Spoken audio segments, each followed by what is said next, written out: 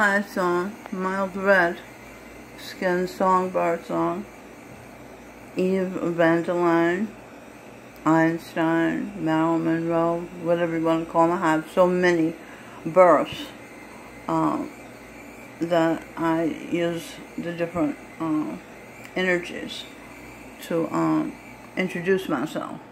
I'm from the sun, the ocean of light. I came here on a mission, like an RN, to help someone who sounded wounded. I heard the sound, and I came here. This is at the beginning of creation. And it turns out the sound was coming from an ape who had created himself a little too soon before he had become a human being. And of course he was, I guess, terrified to be alone in the world. I had a nervous breakdown, and I went in my imagination to I was the only person in the world. It was terrifying. So anyway, the ape didn't know how to relate to light. I was light from the ocean of light, a light beam. So he just took upon himself to rape me. Again, he didn't know, he never saw a light, he never saw anything before, light beam or other ape. And so he did that for years, and then you could say I was his sex slave. And then Cain was born. We had a child who was half ape, half light. And now that I know him, I don't know if he was faking it, but he seemed to take pity on me and try to make me feel better. And we wound up loving each other physically. Now, of course, it sounds horrible that somebody would love their son, but when you don't know any different, and when you're been treated like shit for so long, and then someone is kind to you, and so, I was a fool. And anyway, Cain is mad about that because we messed up the world, apparently, because the ape got mad, and when he saw I was loving Cain, and created a mess. He broke Cain's arms, and and like that. So it was a mess. And so for the last billions of years, I have been running from the ape followers, those men who took the ape's position of, or Cain's position, one of the positions, against women, against me, Eve. And so, I've been burned, I've been raped 3 times, I've been shot at twice, this life. What else? I made notes. My mother was in Chicago, and she had set it out for me to go to a good school, my sister. And she got mad at my father, or my father was drinking or beating her or something. So she came back. She went back to Tennessee, where the Jim Crow laws made it so we had to go to segregated schools, a crappy school so bad that when integration came, they made it a junior high. It wasn't even qualified to be a high school. What am I saying? I'm saying I am not well educated. I did not get a good education. And I was raised in the church with a blind preacher, transiting preachers. One of them was blind, and one of them had buck teeth, Reverend Elder Hooten and Elder Nesbitt. He used to look up at the ceiling all the time. But anyway, one day, Elder Burton, the blind one, said something about burning in hell forever. And my imagination heard it and went there, to hell. And there I stayed all my life until about, 2 or 3 years ago. And when you're in hell, you attract hell-like activity, action, so my life has been hell. I was too light for black people to like me, some of them. and it was too dark for white people to like me, so I didn't fit anywhere. I'm here from another planet, and I'm not fitting, you know. So I learned to let people do to me whatever they wanted to do to me. And I'm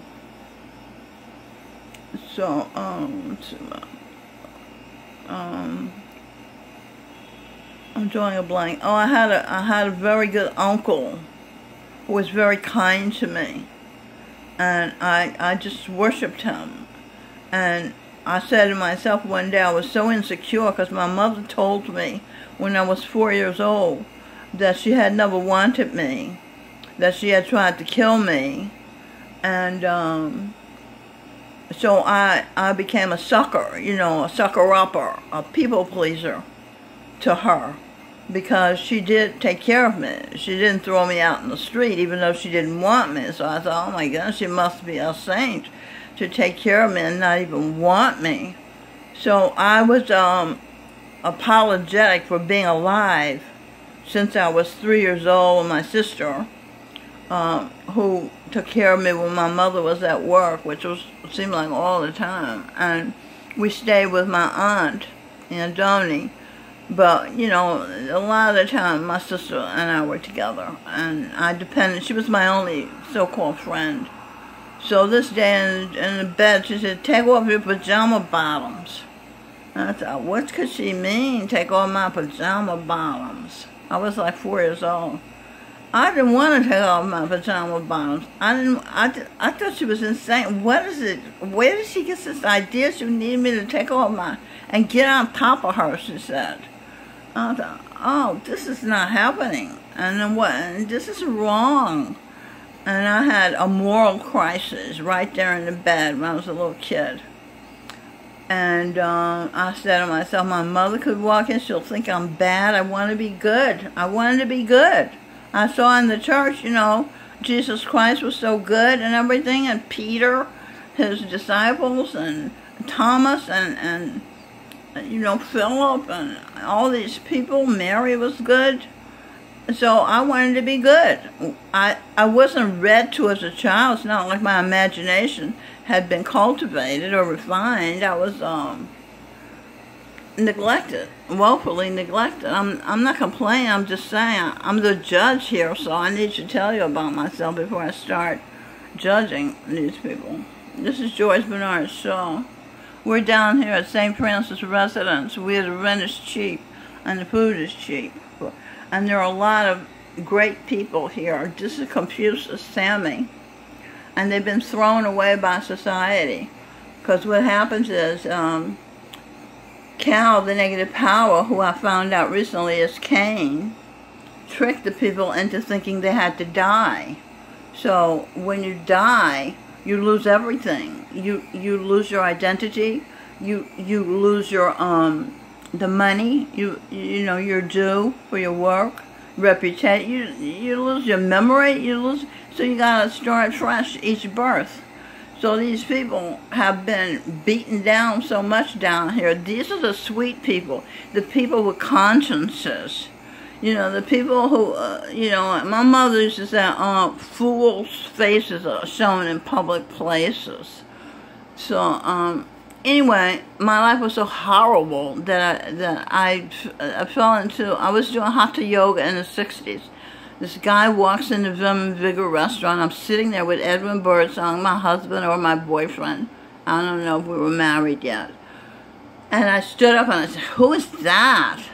So he went and got him. His name was Louis Stout. And Louis Stout told me about a path of yoga that he said, this is a path you really want to be on. So, sure enough, I heard about it. You could go to bliss, and you don't have to suffer anymore. Sounded good to me. I was sick of suffering. And, because what happened was I was lying in bed once with my mother, and I was an airline stewardess, and I went to visit my mother in Tennessee. Because no matter if she didn't like me, I liked her, and I was very respectful. In fact, I became her, you know, I mean, I took after her. She was my hero.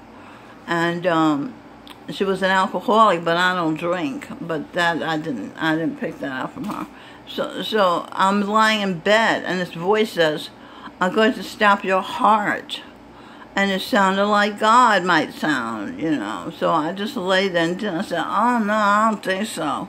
So I jumped up and I ran to the Bible and opened it up, and something that I read scared me even more. Then I raced out of there, and I went to Nashville, got a bus in Nashville, and took a plane back to New York where I was living, and promptly went crazy. Had a total nervous breakdown. So that was the beginning of my nervous breakdowns. And Charan Singh, the man who I entrusted my soul with to be on the path of masters and mystics, said, we don't go in people's heads, you know. So I didn't know who was in my head. Now I know it was Cain, you know, and Cain drove me crazy. And so when we were friends on the phone, in my ear, he said he had taken residence in my pineal gland and was protecting me. So he would talk to me and make love talk to me, and you know, he had 10 children because he was Louis Stout, and I had been the Baroness von Trapp, who took the Baron's 7 children. In The Sound of Music, the story was told, and made them into singers. So when the Baron lost his money, there was no problem because the kids could sing. So that, and then Louis, let's see what happened.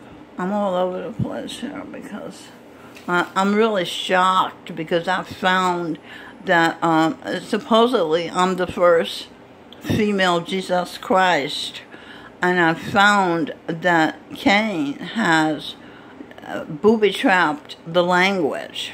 So I can't write any orders because the words are lethal, you know. And so I can't make any changes. And he has a lot of death sentence words for me.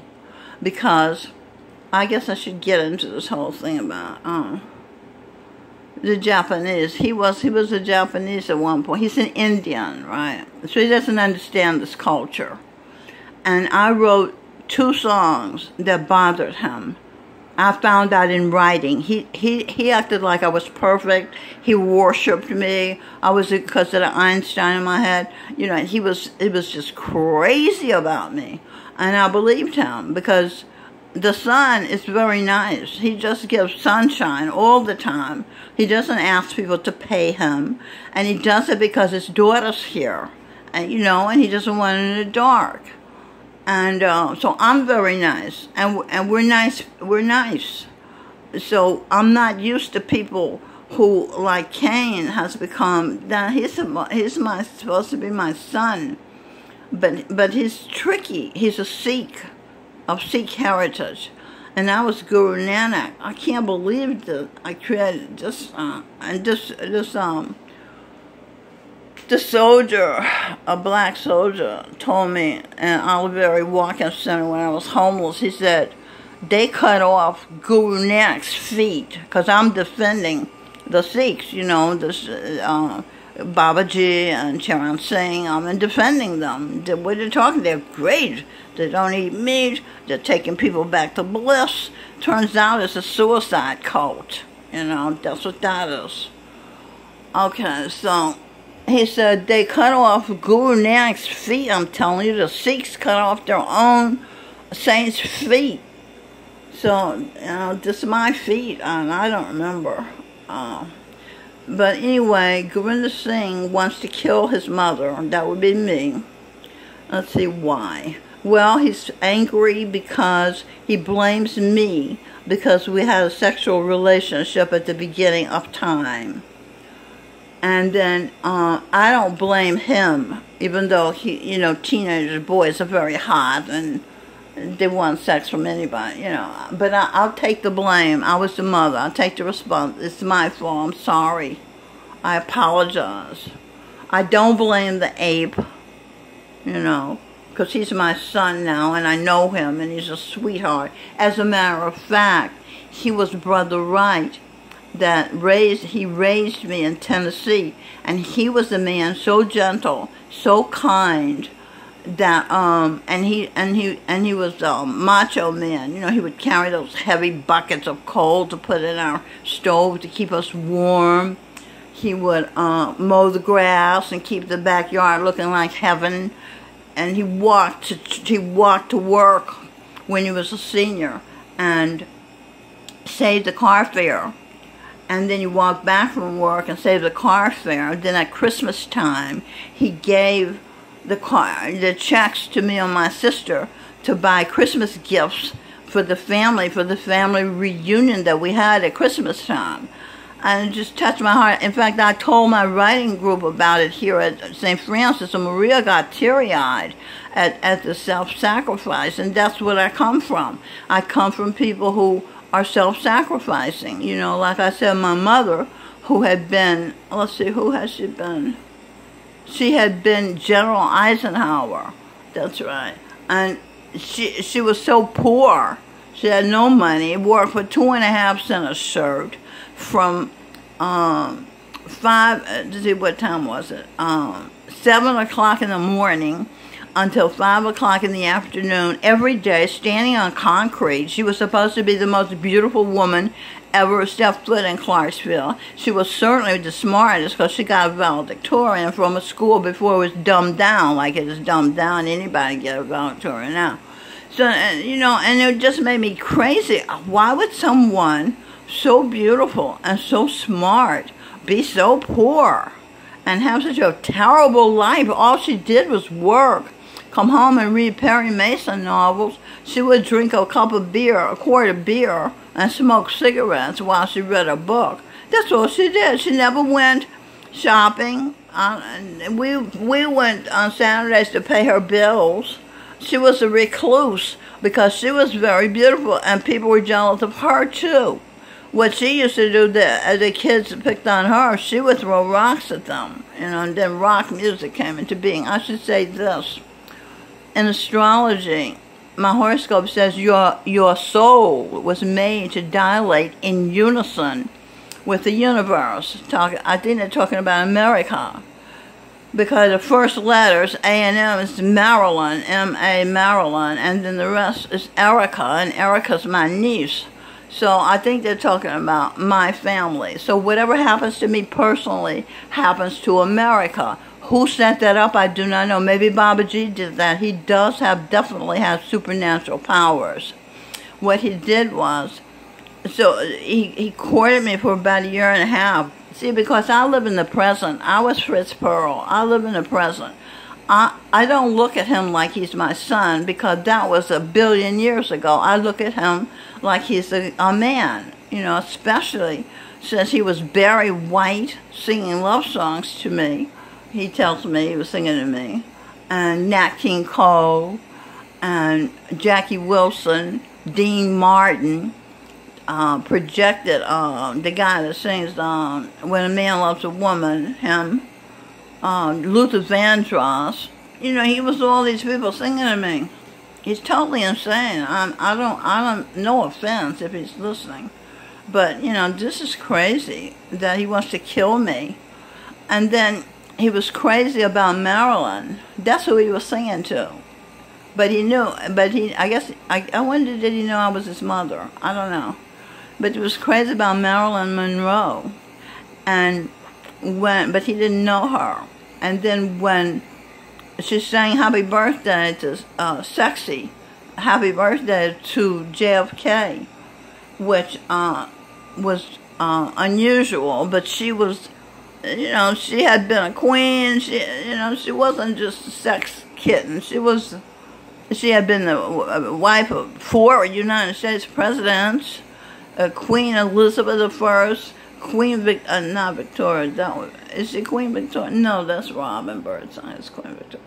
She was the one from France that they lied about, Marie Antoinette. They lied and said she said something offensive to poor people. You see, this enormous conspiracy, the people who are angry about what happened in the Garden of Eden, and they blame Eve, have been punishing women and her all these years, you know. So this is a long time in the making. And let me show you this. Like I said, they booby-trapped the language. I was on a bus going to Kansas City to rescue my great-granddaughter.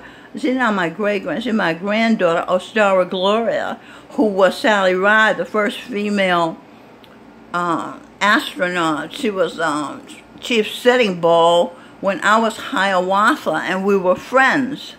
And she told me about astrology, by the way. So anyway, what is my point? I'm going to show you this. You see this? Obama, Japan. In the year 700, there came a town called Obama, Japan. Okay, let's see. I said, okay, this says a rose cross. Oh, he's saying arose a town called Obama, Japan. Arose cross owns. I'm cross because I see. Look at what they did. You see, this is what I mean. Town. Look at the cross. You see, the cross is stop. Stop this. See? Cross owns.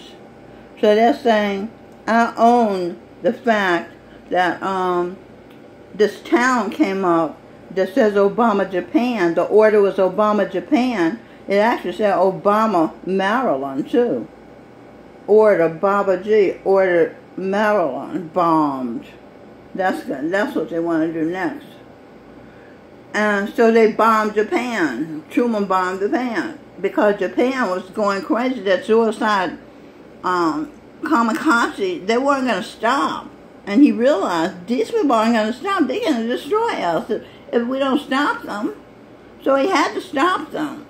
You know, and the reason he had a bomb, the reason Baba G's mad at me and blaming me, the Einstein in me, was Einstein was in Germany, and he saw the Germans building a war machine, Hitler, and he told President Roosevelt, Eleanor Roosevelt is here, by the way. We have breakfast together all the time. She's a very talented person.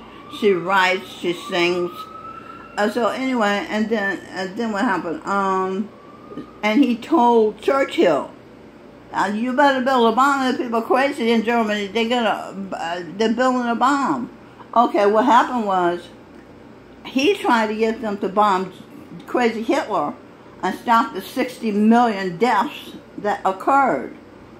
They didn't do that. They bombed Japan, which was, like I said, if they wouldn't bomb them, they would have bombed us back to prehistoric days, because they weren't going to stop.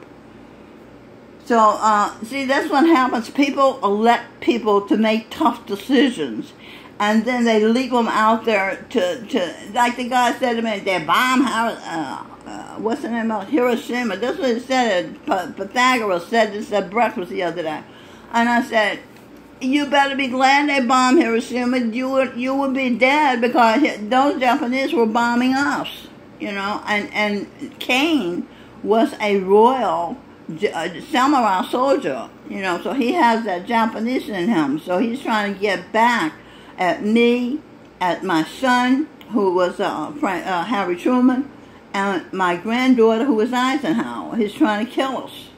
He got a war against me. His mother. That's right. Let's see, John, put it here. Here, you can see the death order. See, this is a rose. And see, let me tell you how insidious they are. When I was at the Dara, where these God people are, the master there's a picture of him with a rose, getting ready to take a photograph. And that's just to rub it in my nose, you see. See? Isn't that something? I never saw people like this. So anyway, this is Negro's energy.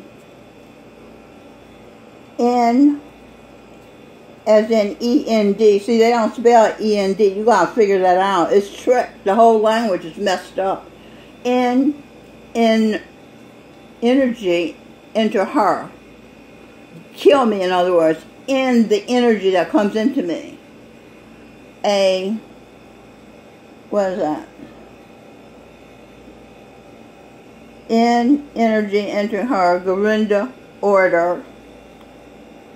E, that's Eve, snake, they call me a snake. N, ac, energy. Narcotics, a killed. And that's what I did. I took some overdose on drugs, not drugs, but sleeping pills to try to die. And my son Singh, Harry Truman, came in and saved my life. But they didn't want that. I guess they wanted me to die. So this whole spiritual mysticism, mystics, they set it up to kill the people that they're pissed off that they protected their homeland during World War II. And what really sucks is the homeland doesn't appreciate it either. You see, that's not fair. It is not fair. You know, grown people make these decisions, and I discovered I was 5 years old. I discovered that when I was at Dara, and so I had to grow up, you know. Oh my God. Anyway, so it's not that I want to say that much about these sneaky people that messed up the language. What else is there? What is this?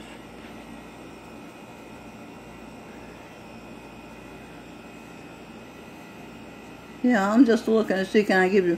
Okay, yeah, I said I was raped at 3 by my sister. I was raped at 10. I woke up and there was this boy in bed with me. My mother was at work. And he was shaking his penis. And I'm a little girl, 10 years old. What are you doing? His name was Janelle Fletcher. And this was in Clarksville. And he said, just please, don't move, just please, please, please. And I felt so sorry for him. I just lay there cringing. What are you doing in my bed? You know, but I didn't say any of that because when your mother doesn't want you, I'm telling you right away, it sets you up to be a slave. And I was everybody's slave everywhere I went, okay? So I was Janelle's slave. Turns out he was a homosexual, and I was a sexy little girl, I guess, to him. And he thought I could help him get a penis. That's in the mind. You can't, that's not physical. You know, you have to, you hate women in your mind, you're not going to want to get a hard and make love to them. So, I should tell you what Baba G did. Like I said, he courted me, and he was sitting in my head for 24 hours for years. And so anytime I had a problem with this work that I'm doing, which is an encyclopedia of life, he would answer if he could, you know, and so he completely fooled me that he was a good person, that he was in love with me, that he worshipped me, and I worshipped him because he was a guru, and, you know, so then he said he wanted to see me in physical. He was going to North Carolina. I mean, the woman called, he didn't say it, the woman called from the Sangan and said that. So Birdsong gave me $200. I mean, he owes me so much more, because that's another story. And so I went, you know, 12 hours on a bus. It was miserable. I don't have any teeth, because when I was homeless, I bit into an apple and busted my teeth. Another day, somebody pushed me from behind and broke the rest of my teeth. So, you know, I'm not looking too great here, but he's saying, I don't care how you look, I just love it. And he's spying on me all the time, so he knows how I look. They do remote viewing where they see everything I do. There's no privacy. He told me that when he was Louis out. And he doesn't deny it. He says, yes, we are, because we want to write, put everything you're writing, because I was Einstein, in the encyclopedia. So, so then I got to North Carolina and I washed up. There was a place to wash and I ate. And I go in with this girl, Nancy, who I've known. These are satsangis, people on the same path as me, going back to the ocean of light. And so, she said, did you wash good? And I thought to myself, I think so, but now that you mention it, I don't know. I hope so. I thought so. I don't know why you asked the question. So, what happened was I started feeling insecure, you know, maybe I didn't wash water. So, this girl came over and said, Baba G said, anybody that came on the bus can go to the front. So I said to her, do we want to go to the front, you know? So she didn't know, so nobody was looking at my face, and they were acting like I was shit. Come to find out, that's what they thought. They associate homelessness with shit. So there I am, not knowing where they're coming from, because I know church beds, we have showers, you know, and homeless people are not foul necessarily. Now, churches are very